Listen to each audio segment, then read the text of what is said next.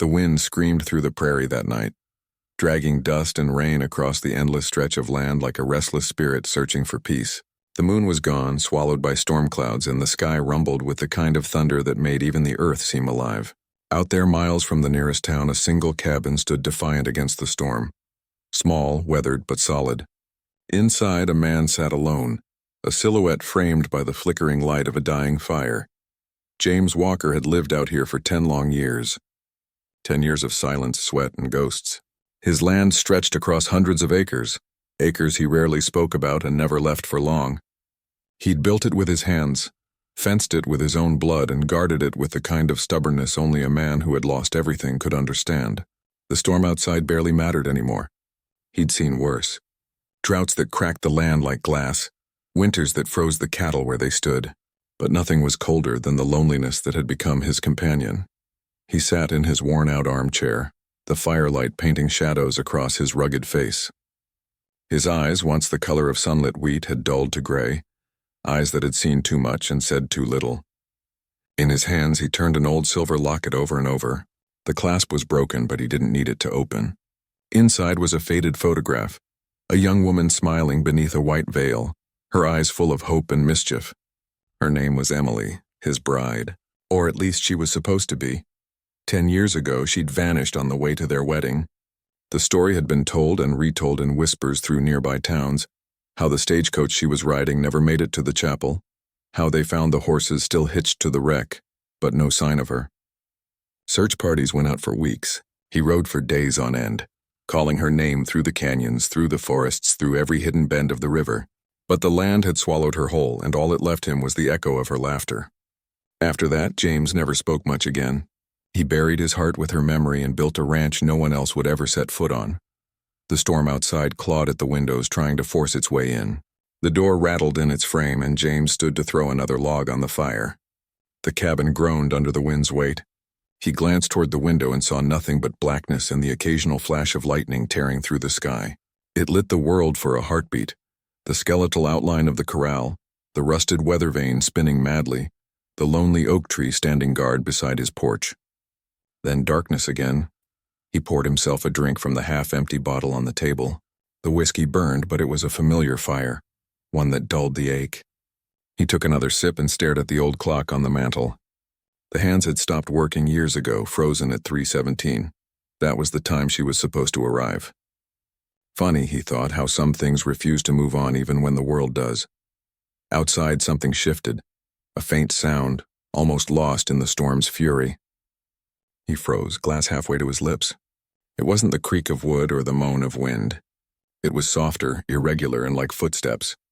He waited, every muscle tense. Then came the knock. It was weak, barely there, but unmistakable.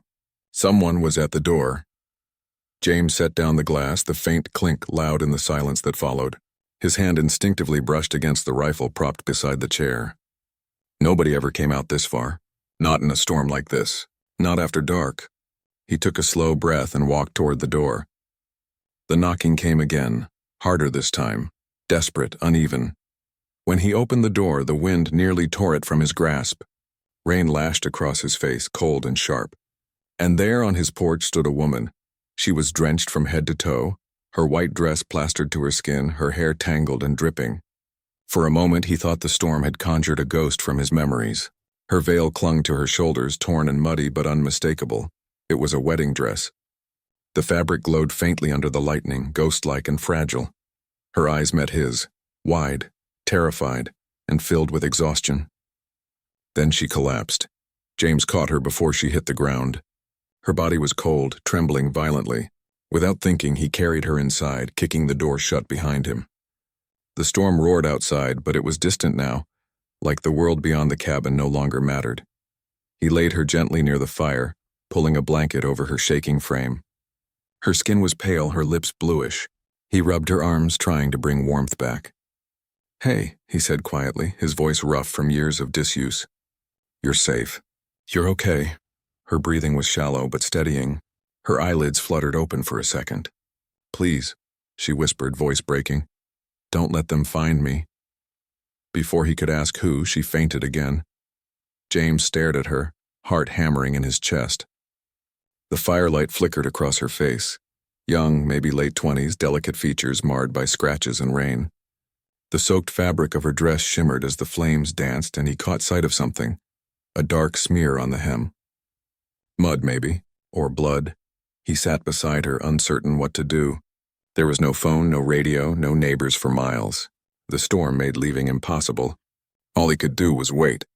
He studied her face, unfamiliar yet strangely haunting. For a split second, when the light shifted, she looked like Emily. He blinked the thought away, angry at himself for even imagining it. The mind played cruel tricks on lonely men. As the night deepened, he changed her into a dry flannel shirt and wrapped her in blankets, keeping a respectful distance. He brewed coffee, though she was too weak to drink it.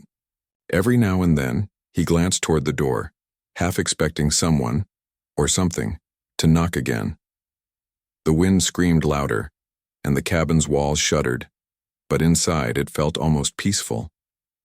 There was another presence here now, something human, something alive.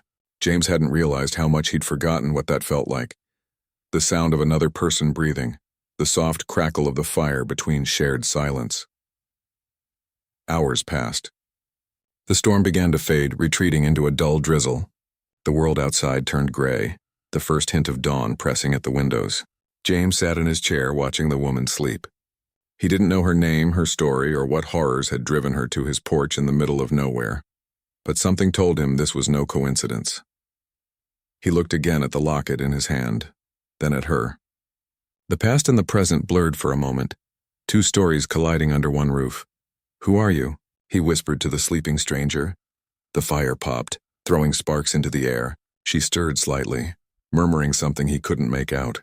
He leaned closer, trying to catch the words. Her lips trembled. "They're coming," she whispered. Then she fell silent again.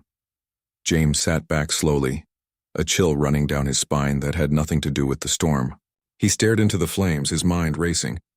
Whoever they were, they had driven this woman through the worst storm in years, wearing a wedding dress to his door. He didn't know it yet, but that knock, that single desperate sound in the dead of night, had just ended his decade of solitude. The storm had not only brought him a stranger, it had brought the beginning of something he thought he'd buried long ago, the feeling that his story wasn't over yet. And outside, the wind carried the last whispers of the night away, as if the land itself was holding its breath, waiting for what would come next. The storm had thinned to a soft drizzle by the time the first faint light of dawn began to seep through the cracks in the cabin walls. The air smelled of rain-soaked earth and burnt wood. James sat slouched beside the fireplace, his elbows resting on his knees, his eyes fixed on the woman lying motionless under the quilt. Her breathing was faint but steady now. The firelight cast a warm glow across her face, softening the sharp lines of fear that had been etched into it the night before. He hadn't slept. He didn't dare to. Something about the way she had whispered, "Don't let them find me," had sunk into him, burrowing under his skin like a splinter. For 10 years he had lived without anyone. No voices, no footsteps, no stories but his own.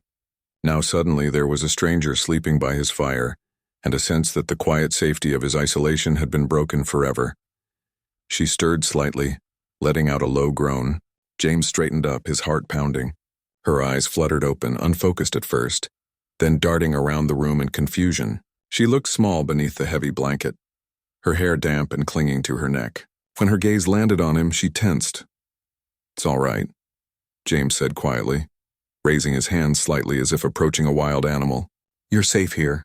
You collapsed at my porch last night. You've been out cold for a few hours." She blinked a few times, her brow furrowing as if she were trying to piece together where she was. "Where is this?"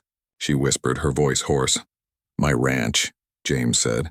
"Walker Ranch, about 20 miles from town." Her eyes widened slightly and she tried to sit up. He reached out instinctively to steady her, but she flinched back, clutching the blanket around her shoulders. "Easy," he murmured. "You're hurt. You need rest." Her breathing came fast for a few seconds before she forced herself to calm down. She studied him. His rough face, the gray in his beard, the flannel shirt, and the calloused hands. He could see the calculation in her eyes. Stranger, alone, armed, but not dangerous. Not yet. "I didn't mean to scare you," she said after a long pause. Her voice trembled. I didn't know where else to go. James nodded slowly. Seems like you've been through hell. She let out a bitter laugh, short and broken. You could say that. She looked around the room, the old tools hanging on the wall, the shelves stacked with books, the single photograph of a smiling woman in a white dress beside the clock. Her eyes lingered on it for a moment. Your wife? James followed her gaze but said nothing. He swallowed, the familiar ache returning to his chest. Once, he said quietly. Silence stretched between them, filled only by the crackle of the fire. She seemed to understand that it wasn't something to press. Finally, she said, My name's Claire. He nodded. James, she managed a weak smile. Thank you. For helping me. For not leaving me out there. Couldn't have done that, he said simply. Storm like that, you wouldn't have made it another hour. Claire lowered her gaze, fiddling with the corner of the quilt. I didn't think I'd make it this far, she admitted. I just kept running. When I saw the light from your window, I thought maybe... Her voice broke and she pressed her lips together. James poured a cup of coffee and handed it to her. She hesitated, then accepted it with trembling hands. Steam rose between them, filling the space with a faint warmth. She took a sip and winced at the bitterness, but didn't complain. He sat back in his chair, studying her more closely now that she was awake. She was young, maybe 28, 29, pretty in a way that had nothing to do with makeup or vanity. Her face was drawn, her eyes shadowed, but there was something strong there too, something that had kept her alive through whatever nightmare had chased her to his porch. She caught him staring. You want to know what happened, she said softly. He didn't deny it. If you're ready to talk. Claire set the cup down, her fingers tightening around it before she let go. I was supposed to be married yesterday, she said. Her tone was strange, flat as though she didn't quite believe the words herself. Small ceremony. Out by the river. Just a few people. James frowned slightly. And then, she continued, her eyes distant, everything went wrong. The man I was going to marry. He wasn't who I thought he was. She gave a hollow laugh. Isn't that how every terrible story starts? James waited. He lied about everything. His name, his job, his past. I found out just hours before the ceremony. I tried to run to get away before he found out I knew, but... She paused, her throat tightening. He caught me. I barely got out. He has people, men who do whatever he says. I ran until I couldn't feel my legs.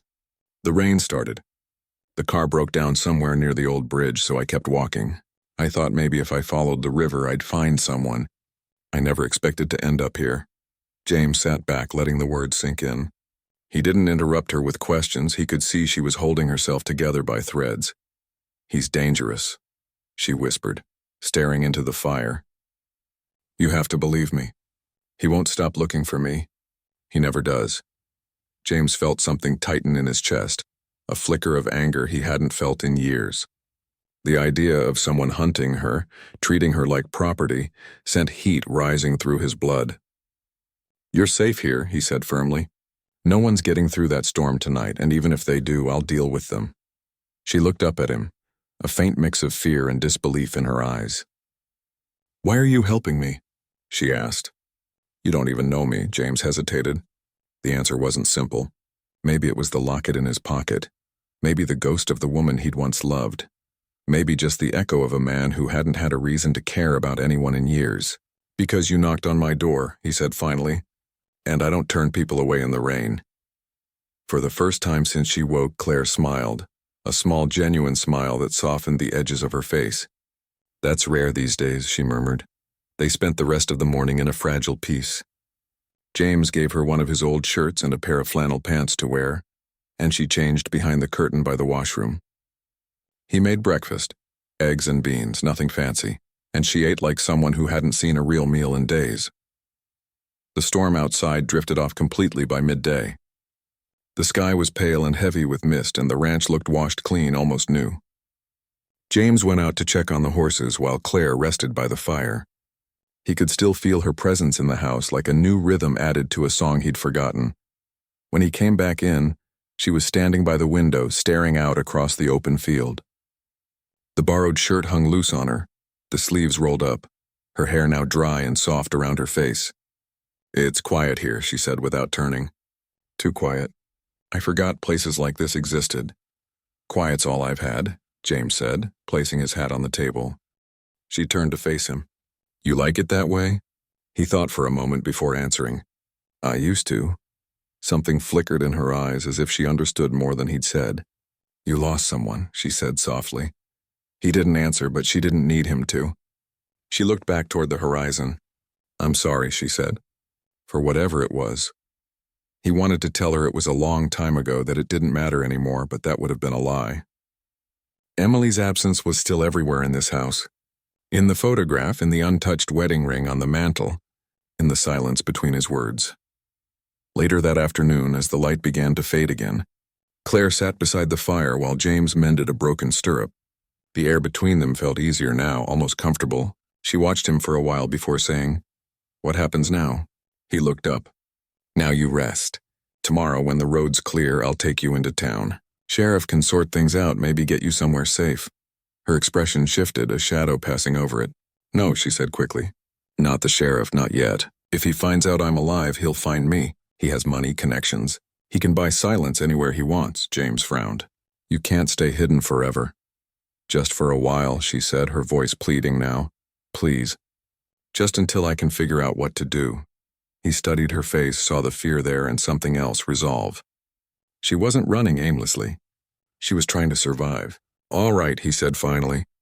You can stay here for a few days. No one comes out this way anyway.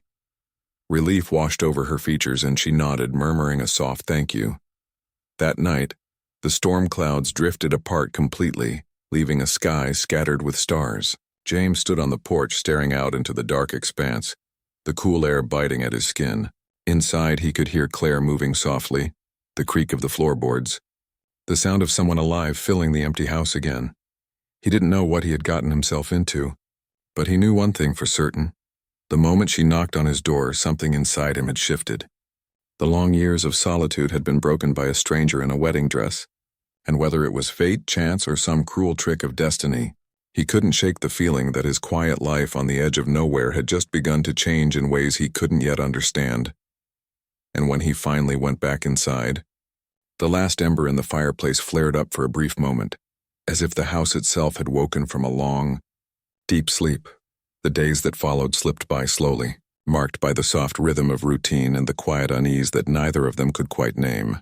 The land stretched wide and silent, the sky endlessly open, and the world beyond the ranch felt like a distant, half-forgotten dream. Claire was healing, her strength returning little by little. The color came back to her cheeks and she had started helping around the ranch, washing dishes, brushing down the horses, even cooking when James allowed it. It was strange how natural it all began to feel. After 10 years of solitude, the sound of another voice in the house was something James found himself getting used to, maybe even depending on. Every morning he'd wake to the smell of coffee already brewing and the faint hum of her singing, soft, absent-minded, the way people do when they're finally starting to breathe again. He'd never ask what song it was or where she'd learned it. It was enough just to hear it. The ranch itself seemed livelier too. The animals were calmer, the air somehow lighter. Claire had that effect, like sunlight finding its way through clouds. She laughed easily, though James could still see a weight behind her eyes. She was trying to pretend she wasn't running anymore. But every time a truck passed on the dirt road miles away or the wind rattled the shutters, she'd tense for a second before forcing herself to relax. One evening, after a long day fixing the fences, James came back to find her sitting on the porch, wrapped in a shawl, staring out toward the horizon. The sunset painted her face in gold and rose, and for a fleeting moment, he saw something unguarded there. Peace. Beautiful out here, she said as he joined her. You must see skies like this all the time, he nodded. Every night, more or less. Never really get tired of it, she smiled faintly. I think I could live somewhere like this forever. James didn't say anything. A part of him wanted to believe that, wanted to imagine her here, laughter filling the empty spaces of the house, maybe even the kind of life he'd once dreamed of building. But the rational part of him reminded him that she didn't belong here. She was still running from something, and sooner or later that something would find her. As night settled in, the sound of crickets filled the air. Claire leaned her head back and sighed. You ever think about leaving? She asked suddenly. James looked out at the endless field. Once, he said. Long time ago. Thought about selling this place, moving to the city. But the land doesn't let go that easy. You sound like you belong to it, she said, turning toward him. Maybe I do. He chuckled softly. Or maybe it just doesn't have the heart to throw me out. They shared a small laugh, and for a moment it felt like they were just two ordinary people at peace. But beneath that fragile calm, something was shifting. Something neither of them could yet name. Later that night, Claire couldn't sleep. She wandered into the kitchen, poured herself some water, and stared out the window. The moon hung low, pale and silent over the plains. Then, from somewhere far off, she thought she saw it, a flicker of light in the distance. Headlights. Her stomach dropped. She froze, the glass trembling slightly in her hand. The lights disappeared for a moment behind a hill, then reappeared, crawling slowly up the dirt road leading toward the ranch. James, she whispered, setting the glass down with a soft clink. James! He was in the next room, half asleep in his chair. He woke instantly at her tone and was on his feet before she could speak again. What is it? Someone's coming, she said, her voice shaking. A car. Out there on the road. He stepped to the window beside her. Sure enough, 2 pinpricks of light were cutting through the night, moving deliberately toward them. Could be a traveler, he muttered, though his jaw had already tightened. Nobody traveled this far out unless they had a reason. Claire's hand found his arm. It's him, she whispered. I know it's him. James didn't ask how she could be sure. He saw the look in her eyes, the same terror from that first night when she'd collapsed on his porch. He felt a sudden surge of protectiveness, something fierce and primal that surprised even him.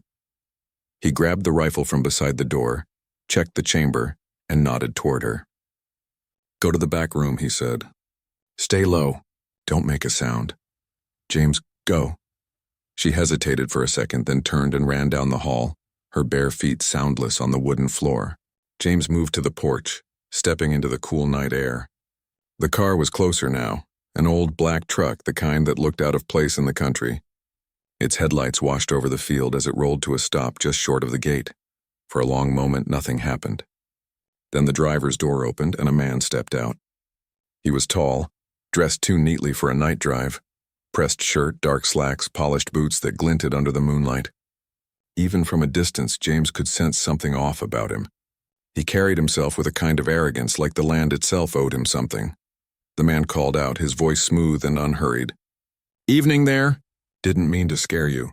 Saw the light from your house, figured I'd stop and ask a few questions. James kept his rifle low but ready. Kinda late for questions. The man laughed softly, stepping closer. Fair point.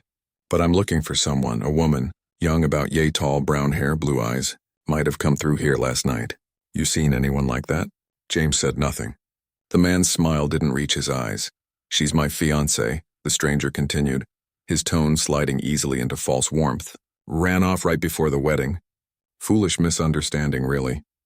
Just want to take her home. James's stomach turned at the word home. The man said it the way you'd talk about reclaiming something that belonged to you, not someone you loved. Can't say I've seen anyone, James replied evenly. The man's eyes narrowed slightly. That's so? See, I've been tracking her car. Broke down a few miles from here. Footprints heading this way. You sure you haven't had company? James met his gaze without flinching. Like I said, haven't seen a soul. The man studied him for a long, uncomfortable moment, his head tilting just slightly. Then he smiled again, but it was the kind of smile that hid teeth. Mind if I take a look around? I do mind, James said. For a second, the two men stood locked in silence, the wind stirring the dust, the night pressing close around them. Then the man took another slow step forward. You're not a very hospitable fella, are you? Don't recall inviting you, James replied, his voice low. The man's expression darkened. You got no idea what you're protecting, he said softly. She's dangerous, unstable. You think she just wandered out here by accident? James didn't answer, but his grip on the rifle tightened. The man noticed. His smile returned colder this time. Tell you what, he said. You give her to me and I'll make sure you're left alone. No trouble, no questions. James's voice was steady, quiet, final. Not happening. The stranger's eyes flicked down to the rifle, then back to James's face. For a second, everything held still. Then he sighed dramatically and stepped back. All right, he said, lifting his hands. No need to make this ugly. He turned as if to leave. But I'll be back. And when I come back, old man, I won't be asking. He climbed into his truck, slammed the door, and drove off into the dark. The sound of the engine faded until it was swallowed by the night. James waited a long while before lowering the rifle. His heart was hammering, but his mind was clear. He turned back toward the house and found Claire standing in the doorway, pale and shaking. "It was him," she said. He nodded. "Yeah." Tears welled in her eyes, but she didn't let them fall. "He's not going to stop, James. He never does." He walked toward her, stopping just short of touching her. "Then we'll be ready next time," he said quietly. "You don't understand. You can't fight him. He has people, money." "I've fought worse than him," James said. "And this is my land. He comes back here. He won't leave again." Something in his voice silenced her argument. She searched his face for a moment, then nodded weakly. "I'm sorry," she whispered. "I didn't mean to bring this to you." "You didn't," he said. "It found you. Now it's found me too." That night neither of them slept. Claire sat by the window, watching the horizon for any sign of headlights. James stayed near the fire, the rifle propped beside him, every sense sharpened. Outside, the wind picked up again, whispering through the tall grass like a warning. Hours passed in silence. Then, sometime past midnight, James caught sight of movement near the barn. A shadow, quick and deliberate. He was on his feet in an instant. Claire turned at the creak of the floorboard. "What is it?" she breathed. "Someone's here." He moved to the door, easing it open just enough to slip outside. The air was cold, the moonlight faint. He could see the figure now, someone circling the barn, trying to stay hidden. James raised the rifle. "Don't move," he called out. The shadow froze. Then slowly a voice drifted through the dark. "Told you I'd be back." James fired once, the sound echoing across the open land like thunder. The figure stumbled, cursed, and scrambled toward the truck. The engine roared to life, tires spinning in the mud as it tore down the dirt road, disappearing into the night. James stood there for a long time, the smoke from the rifle curling into the cold air. When he finally turned back toward the house, Claire was standing in the doorway again, her face pale and stricken. He lowered the rifle. "He's gone," he said. "For now," she whispered. James looked out toward the dark stretch of road disappearing into the hills. "Then we'll be ready when he's not." And in that quiet moment, as the moon dipped below the horizon, the first faint light of dawn began to rise again. The ranch stood silent, but something had changed forever. The past that James had buried for a decade had been disturbed, and fate had come knocking a second time. Only this time he wasn't alone to answer.